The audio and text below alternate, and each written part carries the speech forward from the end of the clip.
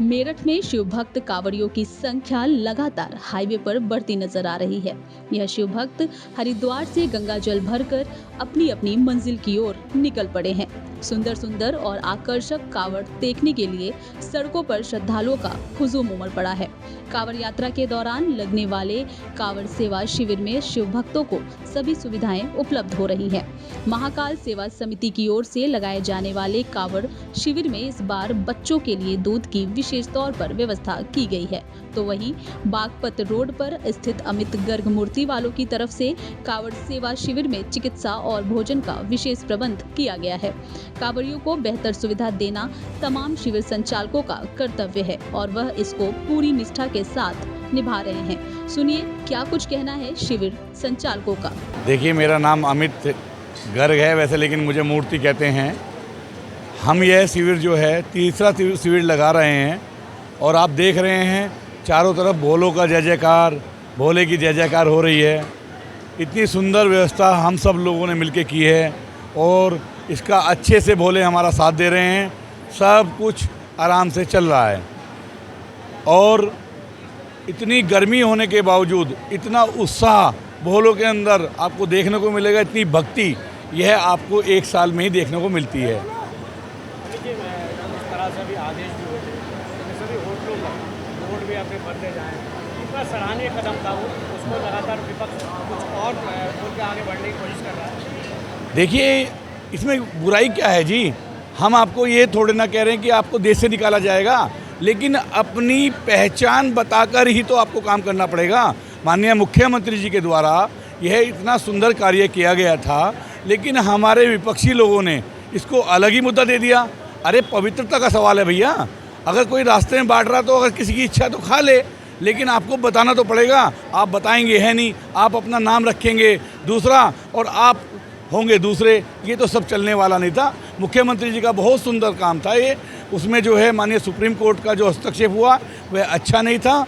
इसमें कहीं ना कहीं हमारी पवित्रता खराब होती है, जिसका डर लगा रहता है। माननीय मुख्यमंत्री जी जो कह रहे थे वह बिल्कुल सही आदेश था और ऐसा ही होना चाहिए।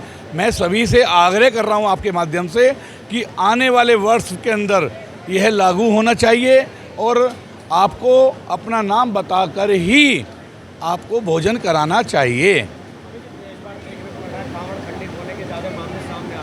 क्या कहेंगे, प्रशासन की लापरवाही कहीं ना कहीं देखने को मिलती है? नहीं, प्रशासन अपनी पूरी तरीके से मुस्तैद है, प्रशासन पूरा काम कर रहा है, लेकिन कहीं कुछ कमियां आई हैं। उसमें कहीं ना कहीं यातायात में हम लोगों की खुद की कमियां भी रहती हैं, इसको हमें सुधार करना चाहिए।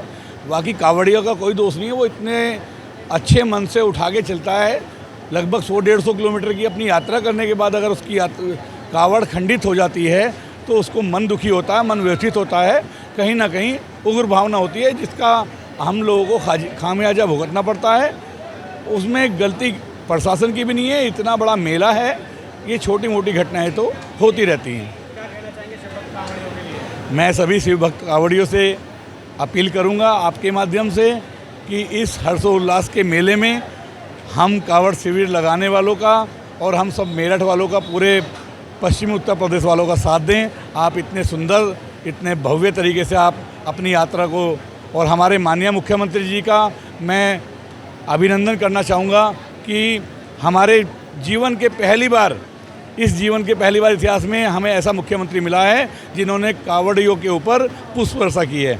आज से पहले कभी ना हमको यह संगम देखने को मिला था और ना कभी इनके बाद देखने को मिलेगा। जी, मेरा नाम जतिन राजपूत है और हमारी समिति का नाम है श्री महाकाल सेवा समिति।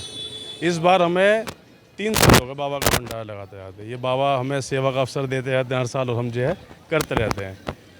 व्यवस्था नई तो पुरानी सब बाबा ही देखते हैं, हम तो बस बाबा के दास हैं, सेवक हैं। इस बार बाबा ने जो है हमसे इतनी विशाल भव्य शोभा यात्रा बाबा की, उसमें छोटे छोटे बच्चे आते हैं माता पिता के साथ में, तो इच्छा हुई कि उनके लिए भी एक छोटी सी व्यवस्था रखी जाए। 24 घंटे बच्चों के लिए दूध की व्यवस्था ये बाबा ने रखवाई है और ये हमने पहली बार रखी है। इसमें यह है कि जो माता पिता हैं, भोले हैं, हमसे 2 बजे, रात के 3 बजे जब भी इच्छा है उनकी, वो हमसे दूध ले सकते हैं। और बहुत सारी व्यंजन है बाबा के, भोग प्रसाद है बाबा का और बहुत ही सुंदर यात्रा बाबा की। तो जतिन, कैसे प्रेरणा आई कि इस बार मुझे ये करना चाहिए कि दूध बटना चाहिए भगवान के उसमें? प्रेरणा बस ये बाबा की ही कृपा है। ये मैं घर बैठा हुआ था, मेरा छोटा सा बच्चा है, तो वाइफ कहती है कि ये भंडारे पर आएगा बेटा, इसकी दूध की व्यवस्था कैसे होगी।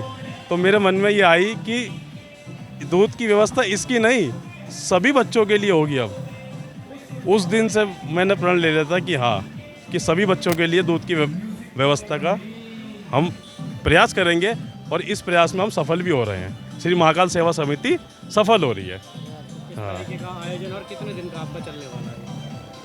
ये हमारा भंडारा 3 दिन का है, ये 4 दिन का भंडारा है बाबा का ये।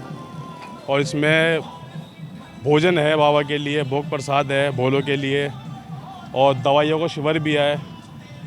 और इस बार एक कुछ यूनिक सा मतलब सेल्फी पॉइंट लगवाया है, ये शिव भक्तों के लिए सेल्फी पॉइंट लगवाया गया है ये। और आगे जो बाबा नई व्यवस्था देंगे हमें, हम उनके आज्ञा का पालन करेंगे, बाबा के चरणों को छू के आगे की यात्रा भी करेंगे भंडारे की। क्या कहना चाहिए शिव भक्त कांवड़ियों से अपने महाकाल समिति की ओर से? मैं श्री महाकाल सेवा समिति की ओर से सभी शिव भक्तों से ये कहना चाहूँगा कि बाबा की ये बहुत ही पवित्र और सुंदर यात्रा है। आप इसे आनंद से करें और बिल्कुल प्यार से करें।